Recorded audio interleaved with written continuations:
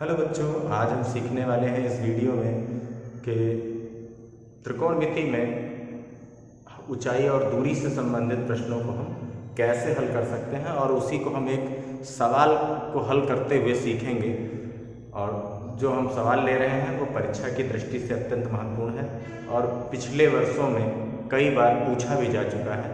तो चलिए हम उस क्वेश्चन को ही आज सॉल्व करेंगे और साथ में सीखेंगे भी कि कैसे हम ऊंचाई और दूरी के प्रश्नों को आसानी से हल कर सकते हैं। देखिए, यहाँ पर हमने एक प्रश्न ले रखा है कि एक मीनार की आधार से ए व बी दूरी पर स्थित दो बिंदुओं से मीनार की चोटी का उन्नयन कोण जो है वो परस्पर पूरक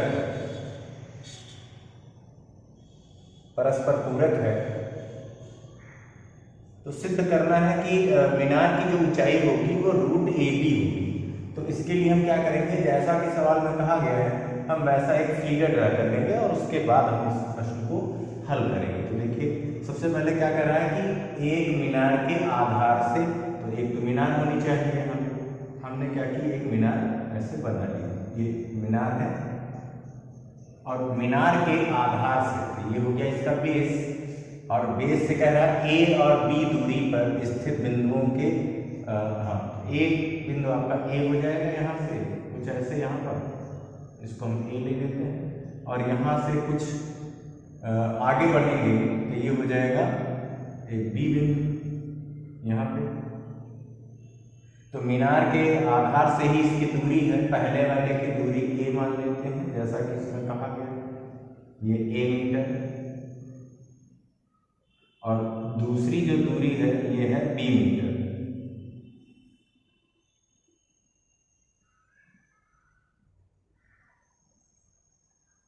ऐसा दिया है।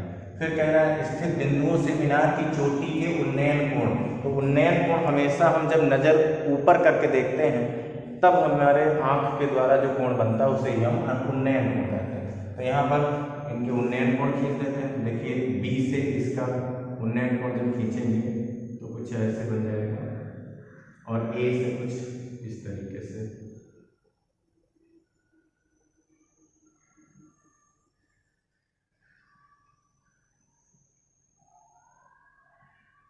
कुछ इस तरीके से दो कोण बन जाएंगे।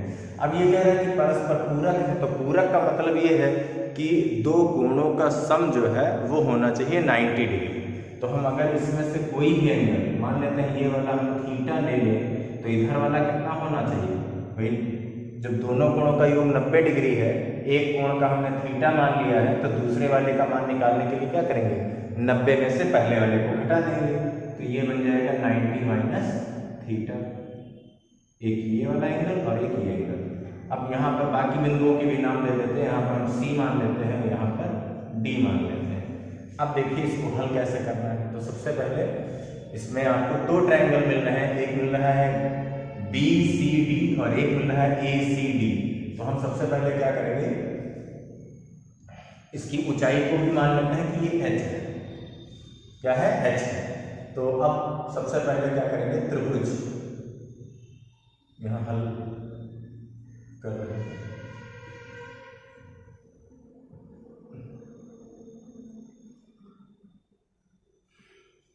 तो त्रिभुज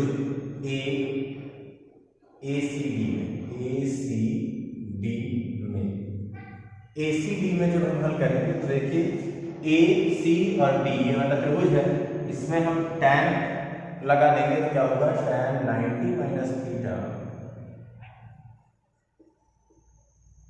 और ये बराबर हो जाएगा परपेंडिकुलर अपॉन बेस, यानी आधार बटे लंब बटे आधार। तो लंब क्या बन जाएगा, BC, और बटे में इसका बेस कितना हो जाएगा, वो है AC, मान रख देते हैं। तो tan 90 माइनस थीटा तो बनता है cot थीटा, तो यहाँ से हो गया cot थीटा, और ये बराबर है DC का मान कितना है, H, बटे में AC का मान कितना है, A। ये बन गया इक्वेशन नंबर फर्स्ट। इसी तरीके से इसी प्रकार त्रिभुज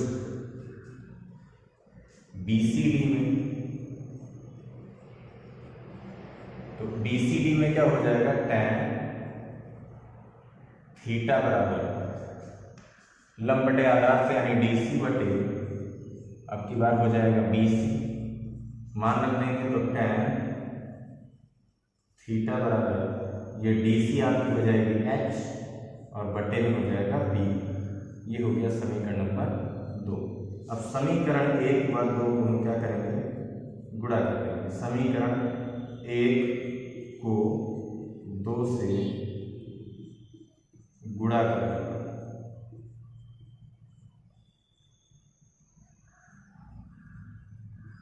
तो जब गुणा करेंगे तो क्या आ जाएगा, देखिए बाएं पक्ष का बाएं तरफ गुणा, दाहिने पक्ष का दाहिने तरफ गुणा।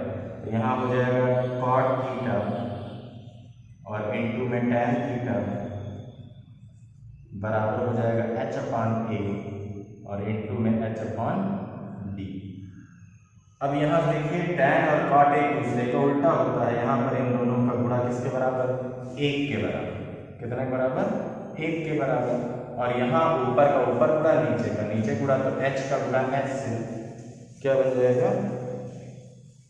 H² और बटे में A का B से गुणा तो क्या बन जाएगा, AB। अब ये इधर आ जाएगा तो हो जाएगा AB बराबर है H² के, तो H बराबर क्या आ जाएगा, ये हो जाएगा रूट का AB। इस तरीके से हम दिए गए सवाल को, जो भी इसमें ऊंचाई बता रहा था कि रूट का AB आना चाहिए ऊंचाई, वैसे ही हमें यहाँ पर H का मान रूट का AB प्राप्त हो गया।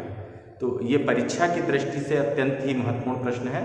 आप इसका अभ्यास 2-3 बार कर लेंगे तो आपको प्रश्न जो है वो आसानी से समझ में भी आ जाएगा, और थोड़ा बहुत अगर चेंज भी हो जाएगा सवाल में तो आप उसको बेहतर तरीके से कर सकेंगे।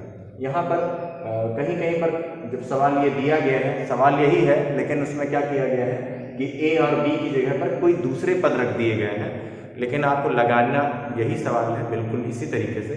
तो इसका अभ्यास आप कर लेंगे तो परीक्षा में आपके लिए काफ़ी उपयोगी साबित होगा। मिलते हैं अगली क्लास में, धन्यवाद।